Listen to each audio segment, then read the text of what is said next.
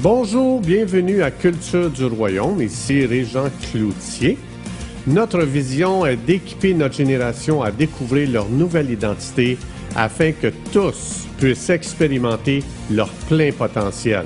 Pour en savoir plus, visitez notre site internet à cultureduroyaume.com. Bonne écoute! Bonjour, aujourd'hui on va continuer sur les trois ciels. Je vais continuer sur l'implication du verset dans Éphésiens 2.6 qui dit « Le jour où on a cru en Jésus-Christ, on a été ressuscité avec lui dans les lieux célestes et le croyant est assis au ciel, donc au troisième ciel. » J'ai expliqué dans les premières capsules la différence entre le premier ciel, le deuxième ciel, le troisième ciel. Je vous encourage à écouter les capsules précédentes pour comprendre ce qu'on va voir aujourd'hui.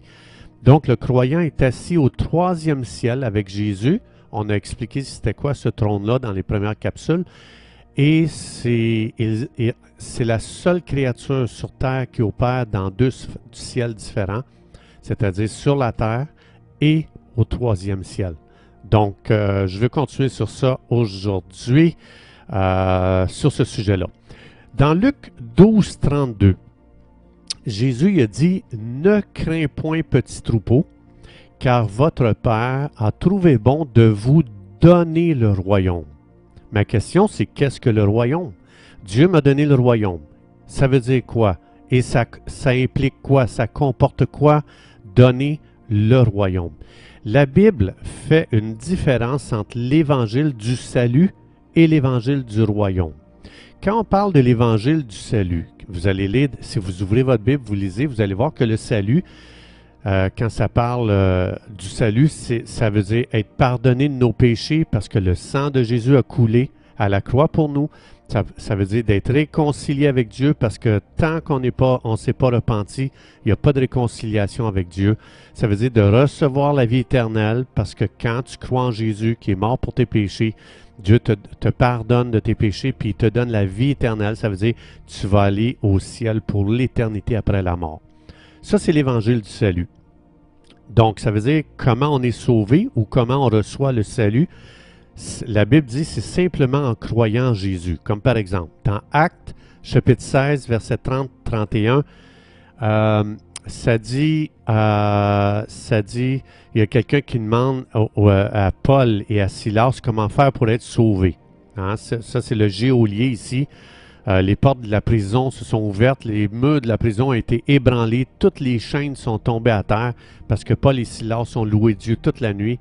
Puis ici, le geôlier qui devait garder la prison, ici, il a peur maintenant pour sa vie parce que si des prisonniers s'échappaient, c'était au prix de ta vie.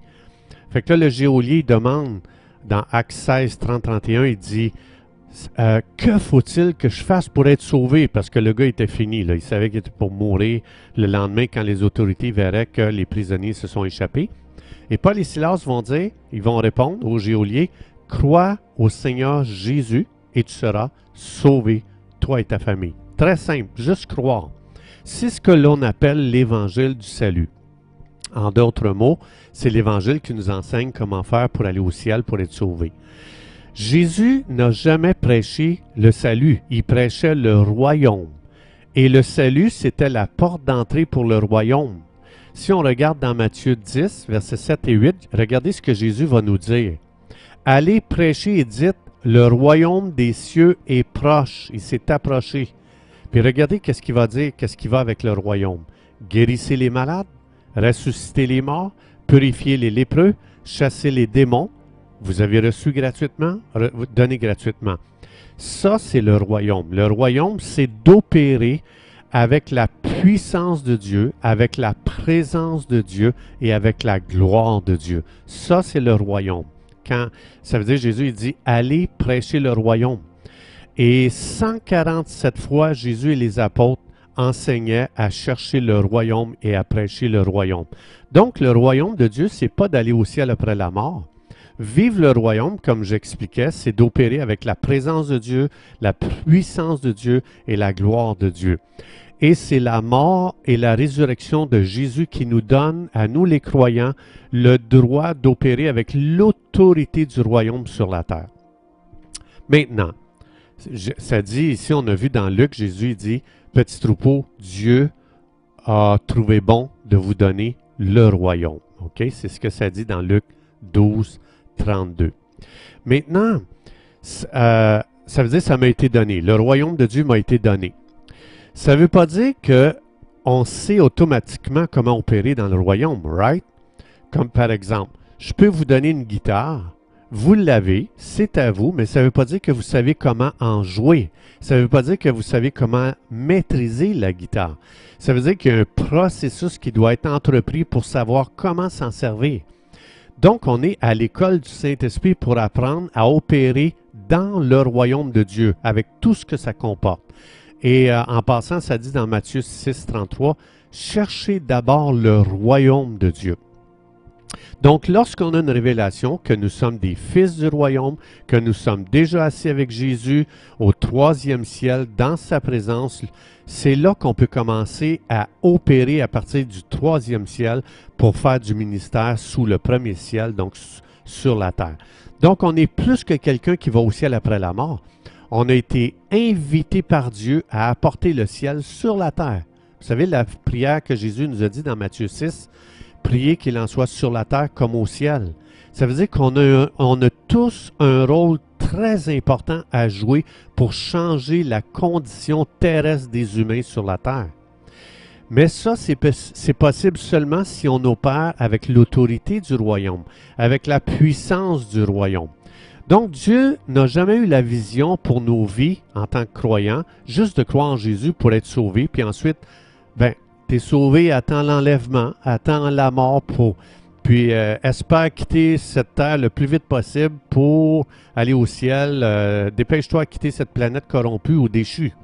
Non, chacun de nous, on a une part à jouer pour changer ce monde. Chacun de nous a reçu des dons spirituels pour établir le royaume de Dieu sur la terre. C'est pour ça que nous sommes importants.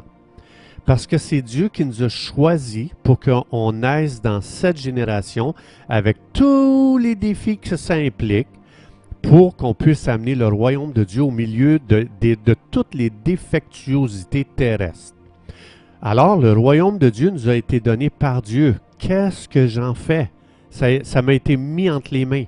Si on se donne la main pour que chacun apporte sa contribution, il y a de l'espoir pour un monde meilleur. Donc, un monde meilleur, c'est d'apporter le ciel sur la terre comme au ciel, disait Jésus. Et ça, c'est l'Église qui a reçu ce mandat-là, c'est pas le gouvernement.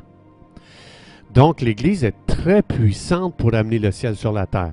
Donc ça, c'est notre mandat, c'est à nous que ça a été donné l'Église, c'est aux croyants. L'Église, comme je rappelle aux gens, c'est pas un bâtiment, c'est pas 4 murs, un lieu où on se rassemble. Ça, c'est un bâtiment, c'est pas l'Église. La Bible explique que l'Église, c'est tout l'ensemble des croyants qui sont nés de nouveau quand ils ont reçu Jésus-Christ comme sauveur. Donc, je veux aujourd'hui vous encourager. Si vous ne voyez pas des fruits du royaume dans votre vie, ça ne veut pas dire que vous n'avez pas reçu le royaume. Rappelez-vous, je vous donne une guitare, ça ne veut pas dire que vous savez en jouer. De là vient l'importance de s'aider les uns les autres à devenir habiles, à relâcher le royaume de Dieu sur la terre. Je suis comme vous, j'apprends, je grandis, j'ai beaucoup à découvrir et j'ai beaucoup à expérimenter du royaume de Dieu. C'est pour ça que j'ai besoin de vous. Vous avez besoin de moi. C'est ensemble qu'on va faire la différence.